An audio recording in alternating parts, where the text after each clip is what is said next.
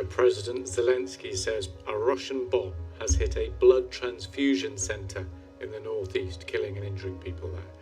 He says rescuers are at the scene in the town of Kupiansk, saying there are, quote, dead and wounded.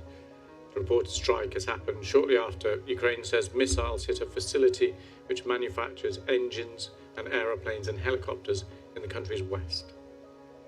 So far, Russia hasn't publicly commented, but in a tweet, Zelensky declared, "This war crime alone says everything about Russian aggression, beasts that destroy everything that simply allows to live.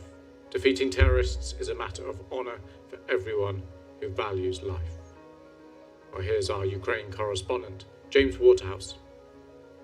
If there is accuracy to President Zelensky's claim, it appears once again a medical building has come in harm's way. We've seen it before with a maternity hospital in the besieged city of Mariupol last year. We've seen it in a mental health hospital in Dnipro just a few months ago. This is a war that is synonymous with civilian areas, with cities being directly targeted. Now, in President Zelensky's tweet, he says this war crime alone says everything about Russian aggression.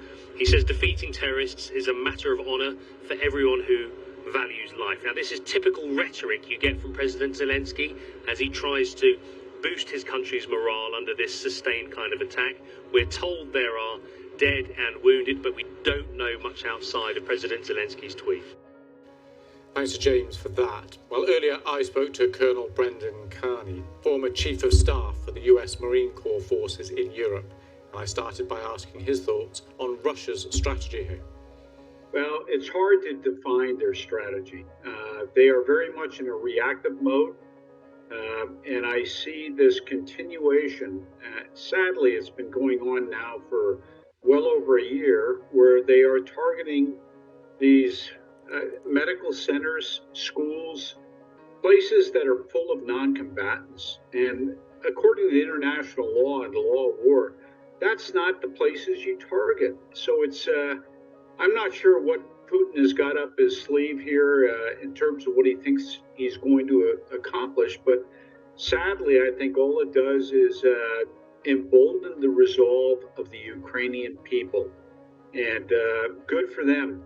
This is an awful human being that is waging a war on the innocents that I think the world has just got to be appalled with. Well, let's switch to the Ukrainians then. What do you make of the counteroffensive so far? Well, you know, I'm actually, this may surprise you a little bit, I'm actually not surprised that it is moving slowly. We have to remember that from October and November of last year up until the thaw that occurs in April and May in Ukraine, the Russians were essentially reinforcing their defensive positions. I would speculate, I can't prove this, but I would speculate that the minefields that separate the Russian forces and the Ukrainian forces are probably the densest minefields on earth right now. So the Ukrainians have to get through that, and it requires an engineering effort, a breaching effort, as we would describe it in the West, to get through, and I'm not surprised it goes slow. And historically, remember, June 6, 1944, the Allies did not get out of Normandy for a number of weeks. It was well into August, and that's with overwhelming air superiority. And neither the Ukrainians nor the Russians have that under this current situation. Well, let's talk about air power. The Ukrainians decided they weren't going to wait for this superiority in the air before they launched the counteroffensive. We've long listened to Zelensky tour the world and ask for it. Pilots are in training, things like that. What do you make of where we are with Ukrainian air power? Again, I'm not surprised. I think the training pipeline for pilots, especially experienced pilots, is going to be shorter than what everybody has said they're going to be. Those Ukrainian pilots that are in the Western pipeline right now are probably doing very, very well and advancing very, very quickly. But the thing is, if the Ukrainians had held off, say they had said, okay, let's not launch our counteroffensive as everybody's expecting in late June or early July or August. Well, what you start to run up against is Mother Nature.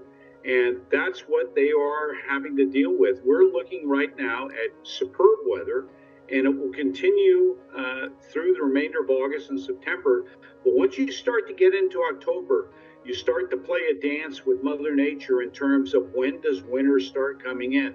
And even then, those pilots might be able to fly in new aircraft, but what's the ground forces going to do? They're going to be caught up in general mud, and mud has no favorites, and it's just going to hold up everything that's going on in terms of the advance.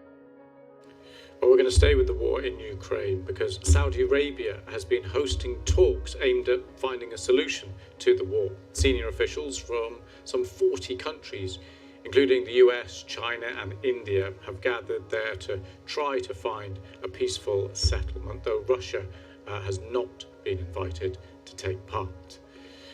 Well, let's go live now to our correspondent, Samir Hashmi, who's been covering the story from Dubai for us. Samir, good to see you. So what's been happening at these talks? Well, the talks kicked off on Saturday, and it's been attended by the national security advisors and senior officials from 40 countries. Yesterday, there was a long discussion. We still don't know the details of it because no statement was released. Today is the final day of discussion. But essentially, the focus of these talks is on the 10-point being endorsed or espoused by President Zelensky. He's hoping that he'll be able to build some kind of consensus around it. Now, remember, unlike the previous similar summit that took place, which was organized by Ukraine, that took place in Denmark, 15 countries attended that. But this time there are 40 countries, including those that have either adopted a neutral stance during the course of this war, countries like India and Saudi Arabia, and even Turkey. But you also have China participating, which is a big boon for Ukraine. The fact that China still has close ties with Moscow. So what President Zelensky and his team is hoping is that the 10-point formula they're talking about, they'll be able to agree on some of the principles which would underpin the talks later this year, where President Zelensky wants to invite world leaders. So that's the focus of the talks during the summit. And just briefly, give us an idea. You don't have to go through all 10. But give us some of the principles that Ukraine is bringing to the table that they'll be trying to get some agreement on. The key ones being Ukraine wants Russian troops to pull out completely from Ukraine. He wants security for energy and food grains. And thirdly, he also wants to go back or revoke the borders which were agreed upon post-Soviet.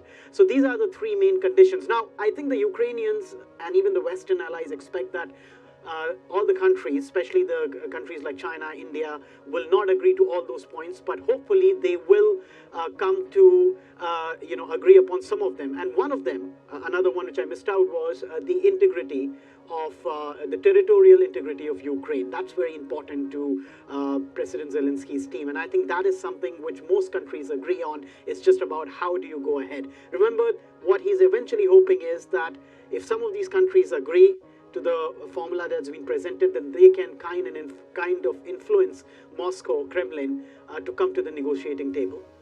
Okay, Samir, thanks for that.